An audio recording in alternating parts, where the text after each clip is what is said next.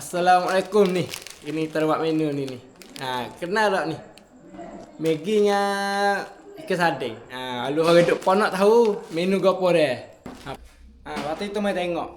Cara buat style kita tu lagu mana dah. Mula-mula kali kita buat air masuk dulu dah. Mula-mula itu buat air lu masuk dah. Air ni tu akan dalam 3 sendok dah. You Maggi 2 buku kita buat tak. Kita tunggu air tu gelegak dulu dah. Kalau dia biasa duk ponok biasa buat resipi beg ni cuba komen mari tek dah ataupun biasa buat menu beg ni dah dah. Cuba komen ayat tek lagu mana dah. Kalau nampak air sikit tu boleh tambah sikit lagi dah. Ni tak nampak nak surut tu tambah sikit lagi. Tunggu dia gelegak kali lagi dulu dah. Apabila air gelegak dah kita ni tabuh Maggi dah. Maggi terbukuh kita bakar dah. Buang masuk. Tunggu Maggi masak dulu sikit dah.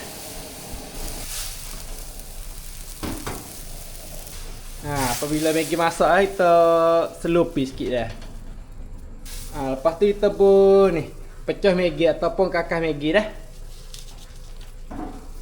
Dah 2 buku kita buh hala sebelebih waktu dah. Aku masing. Lepas tu kita buh sakar beli sudu. Baking suka hati baking dah. Lepas tu ni tak payah lupa dah ikan sarding dia.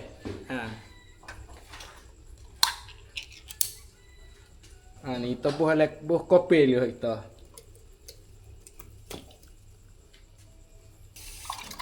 Basuh-basuh dia sikit dah. Tu kopi. Ikan sarding tu cicir-cicir apa dah nak cicir tak apa secicir tak apa dah. Tapi kita nak cicir dah. Buat sepuluh ponok mudah-mudah dah. Air lebih lah. Apa tu buat suruh. Saya duduk ponok kita buat baik bekok-bekok makan sedap.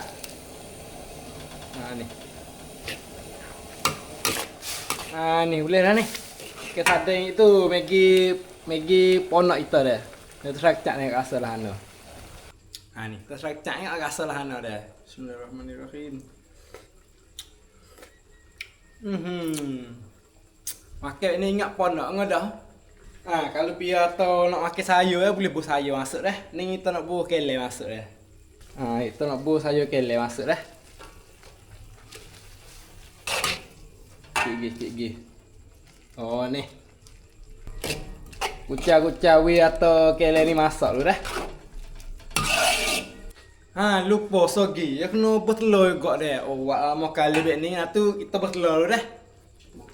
Masa yo dah buat lama kali dah. Telur ni tak akan roti telur dah. Kita bakar.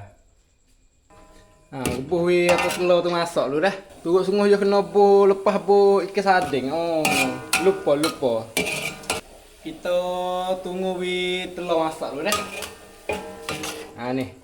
Boleh lah tangan ni dah. Dah kita tangan ke sini dulu. Sedap ni. Dia panjang dah. Allah. Ni dah. Ni dah. Sedap. Kita ingat duk ponok. Wahai buat hari-hari makan ada. Ni resipi budak ponok kita. Cara tak payah ni. Kalau pihak nak terawak boleh kita dah. Lepas tu jangan lupa dah. Tolong tekan like, kecek kita tak dah.